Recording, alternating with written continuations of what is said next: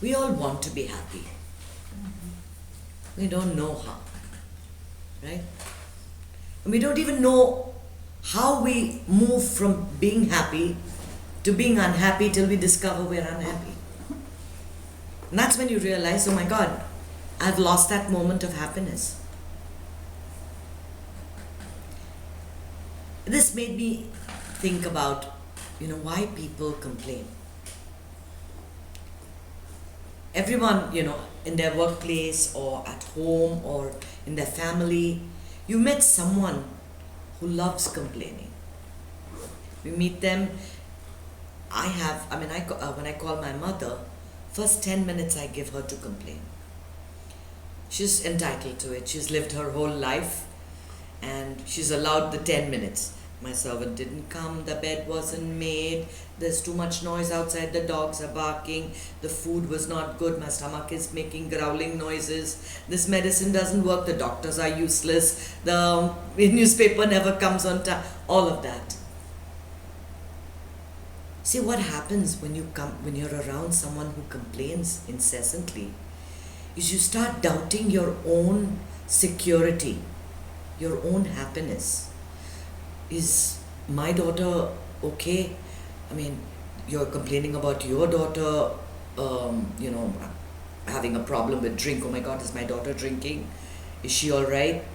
And you're complaining about, your circumstance. Is mine okay? My job is like this. Oh my God, is my job okay? Going to be okay? You start questioning your own situation. And why is that? Because negativity is like a disease. It's the worst disease ever. It catches. You get that much faster than positivity.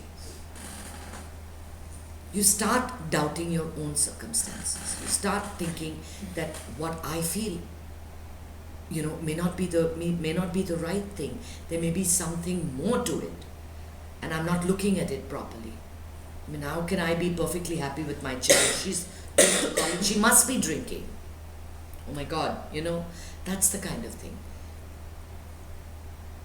Complaining basically means I don't like what's happening now. You've already moved out. The minute a complaint comes out of your mouth, it means I don't like what is. And when you don't like what's in the present moment, you have halved your chances of being happy. You've gone away. You've gone away to a situation that you would like in the future, or a situation that was really wonderful in the past. It's just not right now. I was really happy as a child. I had nothing to worry about. My life is so full of stress. But you're not a child right now. You have grown, you have matured. You are an adult now. And this is it. This is your life. I wish I could be done with children. Then I can just retire and do whatever. Are you ever done with children? Never. If you don't have children, you have grandchildren, and then you have great-grandchildren, because it is your nature to worry about them. And you will worry, if it's not the children you worry about, you will find something else to worry about. It'll be the weather, it'll be your hair, it'll be something. So basically, a person who complains. It's a habit. It's a habit that needs to be broken. So I basically categorize people that complain to three categories. The chronic complainers, okay? The one that is always moaning. You just meet them and they're moaning. My mother-in-law, oh my God, she really does this. I have this headache for the last 1 week. I just don't know what to do with my headache, but I'm managing somehow. The day is going by. I'm so busy, I don't have time to breathe. Oh, you do have time to breathe. You have time to breathe. You have time to watch your soap operas. You have time to look at your phone 550 times. You just like to complain. You like being the victim. There's something in us that is constantly longing to be the victim. That all our circumstances are against us, and we are this helpless creature, in need of pity and support, and somebody needs to understand us. Very often you meet these people and you want to help them. Say, oh my God, do you have this problem? You know what? I have this great acupuncture guy. Would you like to try him? But neither will she take the number for your acupuncturist, nor will she attempt to go there. She doesn't want a solution to her problems. She loves to be where she is. And really, you need to stay away from such people. Because being in the company of people that are so negative will make you like that. People that constantly find fault in others, don't trust that one. This will never work. I mean, I have a person in my life. Every time I start a project, that person will tell me, all the things that are going to go wrong with it. Not a word of encouragement. And it does affect me, because the minute the counter arguments are put, my enthusiasm is gone. Boom. Because I've begun to believe in what this person says.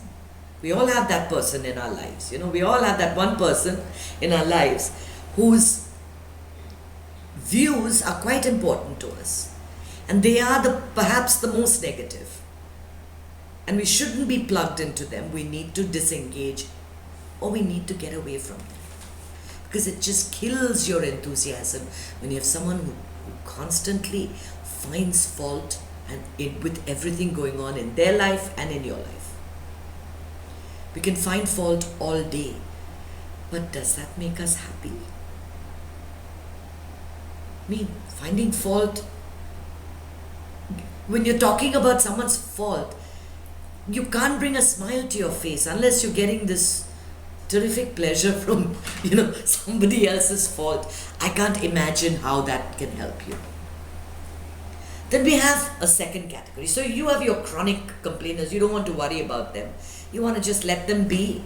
Let them complain. If they talk, don't respond. Don't be in their company. Recognize when they're getting negative and pull back. Pull back into that space that that meditative space. Nothing bothers you. You're just there. Someone's coughing, someone's breathing, someone's doing something, but you're just there. It's like someone talking there. Hard to do, but it's a practice. It's a practice. With awareness, when you're aware that you have this person, you've identified this person, you've identified the kind of comments that come, you've identified the kind of complaints, then once you have that awareness, the next step is just withdrawing into yourself and not allowing anybody to affect you. You have a second category, who I call aspiring non-complainers. They're basically like you and me. I mean, we're all aspiring non-complainers. That's the category I put myself in. Okay? I don't want to be a complainer. I don't want to be one who's constantly talking about my state of health. But for the last month, I have driven my husband crazy. I have talked non-stop about my state of health because it's bothering me. All right? I don't want this to happen. What is an aspiring non-complainer? An aspiring non-complainer is a normal person who has everything going well. For the most part, they're not complaining. They're happy with whatever's going on in their life. They don't have anything major going on. Not a serious illness. There's nobody with a serious condition in their lives. They're not in the state of abject poverty. They're not in a politically unstable climate. Everything is good. Everything is good in their lives. But there's this one thing that bothers them. Okay, and they complain about that. Okay. Like, I've had headaches, for example, for the last month, and it bothers me. I want to be free of headaches. And when I have this headache, I'll ask my husband, when am I going to be free of headaches? Like he knows. What is the point of complaining? Just take a tablet and be done with it. I know that. I know that. And after I've said it, after the words have left my mouth, I get the wisdom. The trick always is to get that wisdom and flip that switch right before. The words are going to come out of your mouth. You're going to complain. You're going to say, oh no, I'm not going to do this. It just is. I have a headache. It's okay. It's okay to have a headache. You know, you're in a group of people and we're all discussing politics. And we're discussing the State of the Union, for example. Yesterday, when President Obama said that he's done 2 campaigns, he doesn't have to run any more campaigns. And everybody started laughing, right? We're discussing that. And this whole group is pro-Democrats. And they're like, how could they say this about President Obama? And then they start saying things about being Republican. You may be a Republican, but when everybody's talking anti-Republican, it'll just be in your nature to just jump in and say something that just goes with everybody else's opinion. We sometimes make comments. The first, when you see other people complaining that, things are really going so bad at work. I have this boss who does, he expects all of this from me and he's make me work late. I know I have the same boss. He does the same thing. Normally you wouldn't think of that boss. But as soon as the entire group is talking about it, you're in with your little two-pie spit, your little complaint. And then you'll come home and say, I don't know why I'm complaining about this. It really doesn't bother me. You could be extremely happy, but for that one time, all the bad things that boss has done to you is in your head. And the moment is lost. The moment is gone. We're all aspiring non-complainers. We all do this. The third kind is the total non-complainer. I don't know if you know anybody, but I can name quite a few people that I've met. And in my limited interaction with them, I have never found that they say one bad thing either about their life or about anybody else. They never say anything bad about anyone. They never complain. They never say things are not going their way. Some of them are not even very well to do economically. But they have made what I call the happiness decision. I will be happy. Happiness is my birthright. I will be happy today and every day. I will be happy no matter what my circumstance.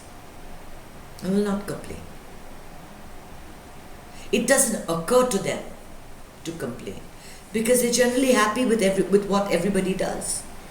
Nothing that anyone says offends them because they've dropped that ego.